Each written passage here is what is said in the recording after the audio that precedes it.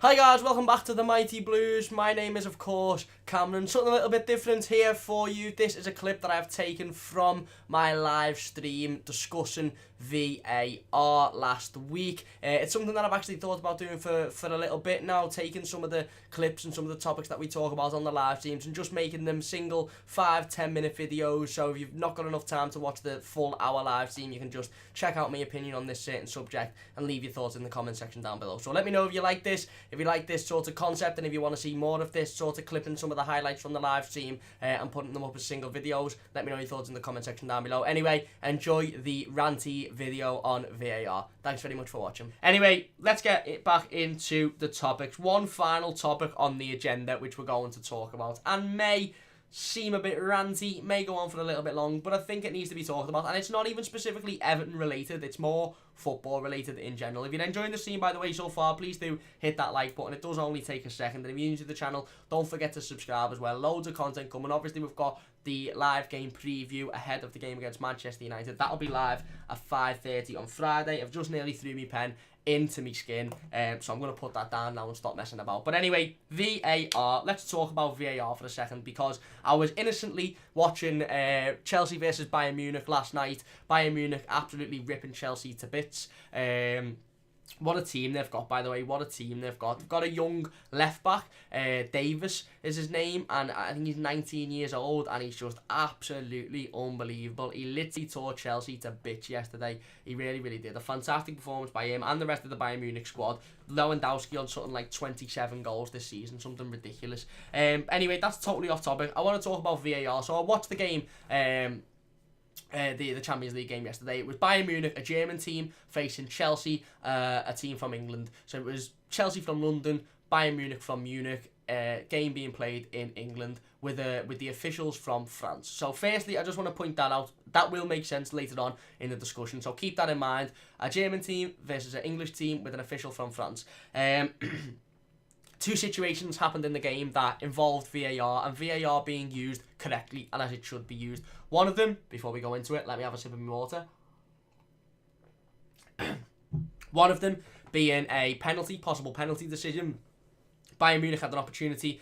The ball was drilled in. I can't remember who it was that put it in. It was put in the box. It hit the hand, or it hit the arm of, I think it was Christensen, in the Chelsea box. The referee gave no penalty, waved it away, play continued, and in the background the V.A.R. check was being made. The referee continued play, no stopping the play while the V.A.R. check was being made, none of this blow up and wait around. The referee continued to play, and well, from sitting at home watching it, what we heard was the commentators say they're checking for a possible penalty. About 5 or 10 seconds later, check over, no penalty. Nothing different on the pitch. You know, fans in the ground, players on the pitch will have seen the referee wave it off and will have been comfortable knowing that in the back of their minds, okay, the right decision will be made because that is being checked now. No, stop the game and wait for the decision. No, blow up when the other team's on the counter and wait for you to say no penalty. Just continue the game and then the decision to be made in the background. One, perfect use of how V.A.R. should be used and how it's being used correctly. Secondly, there was an altercation between Robert Lewandowski and Marcos Alonso. The referee caught it. It was off the ball, completely off the ball. Marcos Alonso appears to sort of push or, potentially slap Lewandowski across the face. Lewandowski goes down. The referee initially gives a yellow card and then obviously is told by V.A.R., obviously is informed by whoever the virtual assistant referee is, that could potentially be deemed as a red card. The referee goes over, watches the screen, keep that in mind. We've only ever seen that once in English football. I think it was Michael Oliver. Goes over, watches the screen, makes the decision, ultimately gives a red card. Probably the correct decision. He's off the ball and he slaps him in the face. Two key decisions there being made correctly and V.A.R. being used correctly. Again, like I said, in a European game between a team from Germany, a team from England, being officiated by an official from France. Now, I was watching this and I thought, yeah, that's how V.A.R. should be used, and I didn't really think too much of it. I definitely didn't think about talking about it on the live stream, and then all of a sudden I heard the commentators. Now I think it was Steve McManaman, and I don't know whether it is Fletch who partners him. I don't know who the other one is, but it was definitely Steve McManaman, and I just heard one of them, an off comment just say, that's how V.A.R. should be used, and the other one went, yeah, it is. That's exactly how V.A.R. should be used, isn't it? We're seeing a good example of it. And that really, really wound me up a little bit, because it seems that these pundits, these professionals talking about football, even some footballers some ex-players, whatever, don't seem to be grasping that the big issue with VAR in the Premier League and in England isn't the system, isn't virtual assistant refereeing, it's not the screen, it's not the replay, it's in the exact same, it's being employed in the exact same capacity as it has in the Champions League, in the World Cup. The problem with VAR in this country is that the referees simply are not good enough to use it or to officiate games of football. There's two issues with VAR at the minute: the rule book and the levels of officiating. Now, the rule book only comes into play for things like offsides and handballs, where, people argue about how VAR is disgraceful because it gives offsides that, when players are offside by a hair stretch. That's not VAR at all. VAR is put in there ultimately to make the correct decision. The rule book states that if you are in front of the last man, the last defender, you are offside. It doesn't say by a leg or by a considerable amount, or an explained amount. It just says if you are offside, if you are in front of any part of your body that can be scored, you can score with, is in front of an opposition player, you are offside. Now, even if that's by a millimetre, you are offside. That isn't VAR's fault, that's the rule book fault. If we're going to have an argument, if we're going to have a discussion about that, then we need to refer to how the rule needs to be changed by, you're at least significantly offside, or you're offside by a certain amount of, metres or millimetres or whatever. Not a hair's stretch. That isn't VAR. Firstly, that's the rule book. Similar with the handball rule, where if you're an attacker, you can't handball it in the box, but if you're defending and it comes off your hand, blah blah blah. That's the rule book, and that needs to be assessed in itself. But the main point is the level of officiating and the level of refereeing in this country. And what I heard from the commentators yesterday was almost shock and surprise, as to be like, well, hang on, how can they get it right here and it works so well? No stopping of the play. Referee gives no penalty. Decision's made in his ear, so you made the right decision there, and then obviously, the game goes on. Or you made the wrong decision, he blows it up, he gives a penalty. None of this stopping and waiting for 25 minutes. And obviously the decision with the red card, referee gives it a yellow card. Someone in his ear said that can potentially be deemed as a red card, so the referee goes, you know what, I'm going to go over, I'm going to look at the screen. The reason as to why it works well in the Champions League, it works well in Europe, it works well in Germany, it works well in the World Cup, it works well in cricket, it works well in rugby, it works well in volleyball championships, it works well when you're getting your dinner at Mackey's and you think you've ordered the cheeseburger and they give you the chicken burger and you go, hang on, let me VAR that.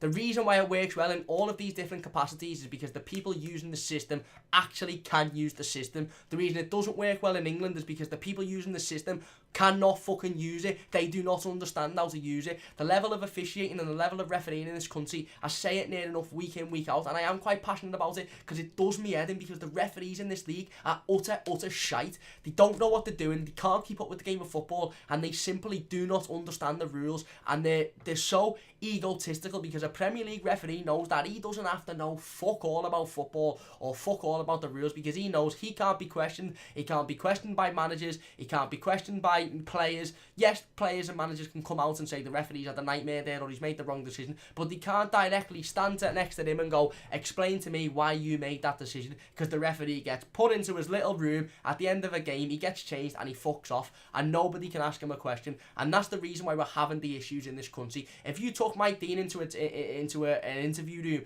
you stick a Sky Sports camera in front of him, and you have the captain of a team that have just been done over by a VAR decision, and you have that captain saying, why did you make that decision, explain it to me, he wouldn't be able to explain the decision. Neither would the referee doing the VAR, and that's why they're just hoarded into a room and they don't get asked the question. That's exactly why we're in this situation now. Another really good example of it was in the Premier League last weekend. Chelsea versus Tottenham Hotspur at the weekend. I think it was Lo Celso. Lo Celso puts his studs literally knee-high into a Chelsea player. Knee-high. His foot is so high up. It's a clear stamp. It's an absolute clear stamp all day long. Gets nowhere near the ball. No intention to go near the ball. VAR look at it for like 2 or 3 minutes. Obviously, they've reviewed it 26 times or whatever, however many times they look at it, and they say, no red card. No red card. And you're sitting there in that capacity yourself and you're thinking, that's absolute fucking bollocks. How can you say that's not a red card? He clearly stamps on him. There's no intent to win the ball. It's just a malicious tackle and it's dangerous play. No red card. What's even more frustrating about that situation is 20 minutes later, while the game was still going on, Stockley Park, who were viewing, who where the officials are sitting and watching this screen. And by the way, we don't have cameras in Stockley Park, so we don't see what they're talking about. We don't see what they're watching. For all we know, they're sitting there watching The Simpsons on the telly, having a scran, and they're just looking at it once and going, no, foul, that. 20 minutes later, while a game is still being played, Stockley Park come out to BT and say, we've got that one wrong. Now that, for me, leads all the way into the discussion about corruption in football, and how, for me, I just think football matches are as scripted as WWE wrestling. I really, really think the referees and the officials decide on the day what happens, who wins, who gets sent off, and that's it.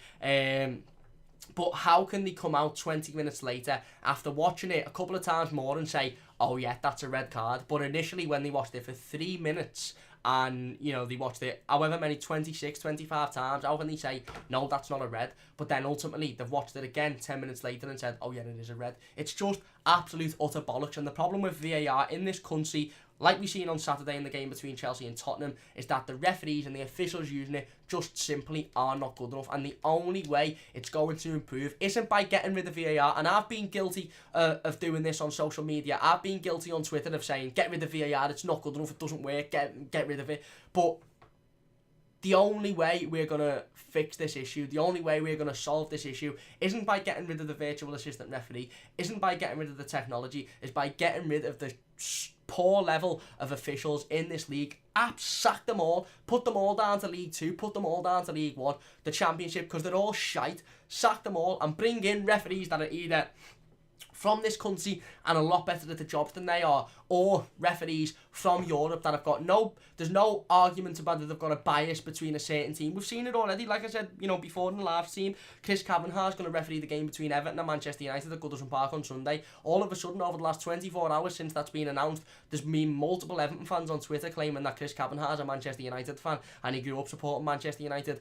Get rid of these referees and bring in referees from France, Italy, Germany, Spain, Poland, Switzerland, etc., where there is no question as to who they support or whether they support Premier League teams, because it's like, you know, they haven't been born into it. Yet they might support a Man United or a Chelsea, etc., but they're there to do the job, and it's very clear that the officials and the referees from those types of countries, from, you know, whether it be European countries or anywhere in the world, it's very clear that they're better than the referees that we have currently in this country, because the referees that we have currently in this country must be some of the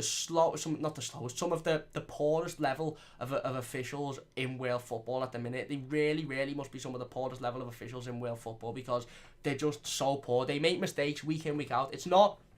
Remember this, and remember this on Saturday, on Sunday, when you see a bad VAR decision. It's not VAR that's making a wrong decision, it's a referee. Ultimately, it's a referee, because it's a referee that watches that virtual, you know, that screen. It's whether it's a, you know, a Chris Kavanagh, a Michael Oliver, you know, a Clattenburg, obviously not now, a John Moss, whoever it is, it's a Premier League referee that's watching that screen. You may see a Premier League referee on field one week and a VAR the next week, and VAR makes a decision and you go, we can't really blame the on-field referee because they haven't made that decision. The next week you might see a different on-field referee, and the VAR referee this time is the referee that you seen on-field last week, and you go, we can't really blame the on-field referee. But you can blame the on-field referees because they're all the same officials that are doing the VAR, and they don't know what they're talking about, and they don't understand the game of football very, very clearly. Either that, or this league, this country is full of corruption, and decisions are made before games are played, referees decide who wins the game, and the FA decides. So one or the other, it's either massively corrupt in this country, or the level of officiating is absolutely shite, or both. And I honestly think it's a bit of both, to be perfectly honest with you. But that's why VAR isn't working. And I just thought it was quite funny that, you know, Steve McManaman and you know, whoever was co-commentating. I mean, they mightn't have meant this on purpose, and I'm not just going in on them, but I just think it was quite funny that they come out and it was sort of all innocently like, oh, well, I wonder why it doesn't sort of work in the Premier League. That's why, because the officials are so poor, they don't know what they're doing, and the rule book is shocking as well. Anyway, that's my little rant on VAR. Let me know your thoughts on that in the comment section down below.